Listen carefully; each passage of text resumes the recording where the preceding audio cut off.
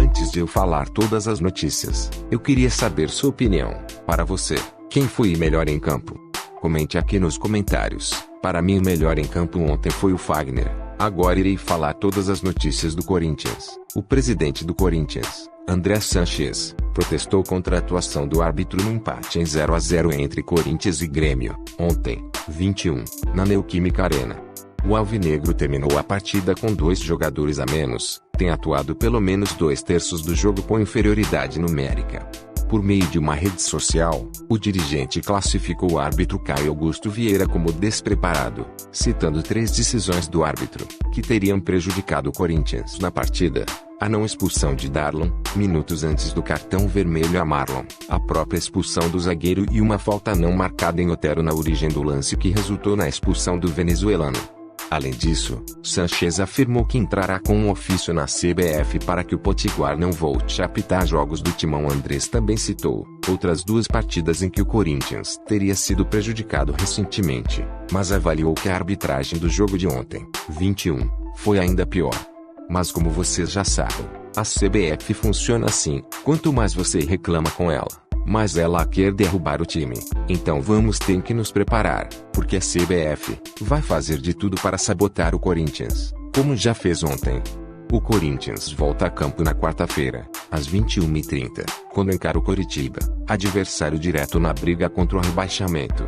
O Timão soma 26 pontos e ocupa a 13ª posição do Campeonato Brasileiro. Eu não sei o que cerca esse jogo entre Corinthians e Grêmio, porque foi o 4º jogo seguido entre essas 2 equipes que nós tivemos um 0-0. A última partida com gol por jogos oficiais foi no 2º turno do Campeonato Brasileiro de 2018. O Grêmio venceu por 1-0, gol marcado pelo Jael, o Cruel. Você sabe, Maurício Nunes, que eu tenho fama de boca maldita. Então quebrar a sequência é comigo mesmo. Por isso eu garanti durante o jogo que ia sair gol. E não saiu. Mesmo com 11-9 do Grêmio. Tem que fazer uma sessão de descarrego forte, aí um banho de sal grosso. Boa noite pra Karine, pro Pet, pro Sérgio. O jogo foi bacana de assistir, porque ele foi tenso. Ele teve problemas de arbitragem que vão gerar polêmicas e tudo mais. Mas o meu resumo inicial aqui do jogo foi que o Corinthians se supera, não foi só contra o Grêmio, foi contra o Internacional, foi contra o Atlético Mineiro. O Corinthians é um time ciente das suas limitações técnicas, mas ele dá uma igualada na base da entrega, da briga, da marcação. E o Grêmio foi previsível demais hoje. O Grêmio é um time que tem muito mais repertório do que mostrou hoje. Foi um time que ficou tocando de lado, com o Jean-Pierre lá atrás, jogando como volante. Paulo Nunes não acreditava que isso estava acontecendo, chamou a atenção várias vezes. E no final a pressão do Grêmio foi o seguinte: toca para cá, toca para lá, tenta abrir a defesa adversária. Faltou individualidade, faltou alguém tentar resolver. É o que tem faltado no futebol brasileiro, né? O drible, o tal do drible. Um dos lances capitais da partida foi numa arrancada com o drible do Luiz Fernando.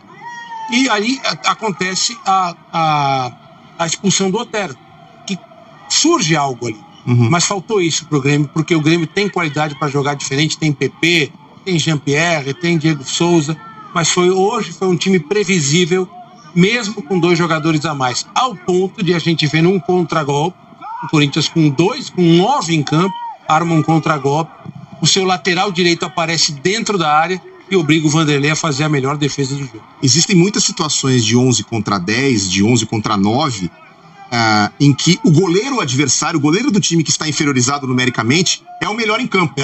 Não vai mais longe. O Cássio fez uma defesa difícil no primeiro tempo, quando estava ainda 11-11. No momento de vantagem numérica, a melhor oportunidade de gol foi do Corinthians, a defesa do Vanderlei espetacular, e o Grêmio não conseguiu obrigar o Cássio a trabalhar em nenhum momento quando teve vantagem numérica, Nuri. E Karine, Serginho, Pet, vocês estão vendo aí que não foi um contragolpe só. O Corinthians teve 2 ou 3 contragolpes bem desenhados, bem montados no segundo tempo, quando já estava com 2 jogadores a menos. Onde é que o Grêmio pecou, na sua opinião, para não conseguir transformar essa vantagem tão grande numérica em uma situação melhor, de pelo menos obrigar o Cássio a ser o cara do jogo, que não foi o que aconteceu? Para mim, o grande pecado do Grêmio foi ter sido um time quadradinho, um time previsível, sempre fazendo a mesma jogada, aquela coisa que parece treinamento, né? O time do Corinthians fechado e o Grêmio toca pra cá, toca pra lá. Aí aparece o lance do drible. No drible quase sai um pênalti. Não sai um pênalti, porque a falta foi realmente fora da área do Otero, quando ele puxa por cima com o braço esquerdo, mas o Otero é expulso nessa situação. E o Grêmio optou pouco por isso. Na busca pela jogada individual, na última parte do campo, como o Pet destacou, para criar situações e fugir da mesmice. Essa previsibilidade, para mim, foi o grande pecado do Grêmio no jogo. Olha a defesa do Vanderlei. Essa defesa do Vanderlei foi o melhor momento do segundo tempo, um milagre dele para evitar o que seria o gol da vitória do Corinthians, Karine. Exatamente. A gente estava falando sobre isso, sobre o Vanderlei, e eu vou aproveitar essa pergunta que você fez também para o Noriega, onde o Grêmio pecou, para passar para o Serginho Xavier. Queria escutar ele, e o Pet também já começou aqui no início do Troca de Passes a tentar explicar, porque a gente vendo as imagens e vendo 11 contra 9, é muito mais mérito do Corinthians o que aconteceu, esse resultado do empate. Serginho. Olha, bom, a gente não pode pegar só pelo lado gremista, né, o insucesso gremista, né? A partida do Corinthians é uma partida grandiosa, né, uma partida de extrema coragem, né, porque o Corinthians não fica, como falou agora o Noriega, só esperando. Ele, com 2 a menos, ele vai para o contra-ataque com 3, 4 jogadores. É muito topetudo foi o Corinthians hoje. Então tem que dar esse mérito. E acho que a estratégia do Renato desde o início era impedir que o Corinthians tivesse o contra-ataque. Então começa tocando o jogo, etc. Mas aí com as expulsões é um outro quadro, né? Eu fiquei com a impressão que o plano B desse jogo não estava muito bem desenhado, né?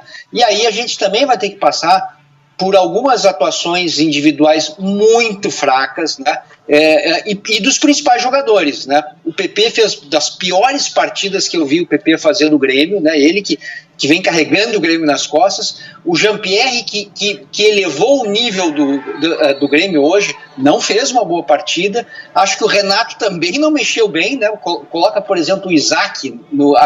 O Isaac não é um jogador de criar espaços, né? Ele poderia ter colocado o Ferreira, né? Ferreira era o jogador do drible, do 1 contra 1. Então, assim, o Orejuela, partida horrorosa do Orejuela, né? Então tem toda uma questão tática, né, que a gente está desenhando, mas tem toda uma questão... Dispensado do Cruzeiro, Marquinhos Gabriel está livre para assinar com qualquer clube, gratuitamente, somente pagando luvas e salário. Outro jogador que vai estar livre para assinar com qualquer clube é Alex Teixeira. Diferente do Marquinhos Gabriel, que era do Cruzeiro, Alex Teixeira tem um salário muito alto, pois ele atua na China. Até o momento, nenhum dos dois tem negociação com o Corinthians, mas eu queria sua opinião. Você aceitaria Alex Teixeira e Marquinhos Gabriel no Corinthians? Comentem aqui embaixo. William, cria do Terrão, que hoje atua no Arsenal da Inglaterra, ele participou de um evento online, onde conversava com jogadores da categoria de base do Timão, onde incentivava e dava dicas aos garotos.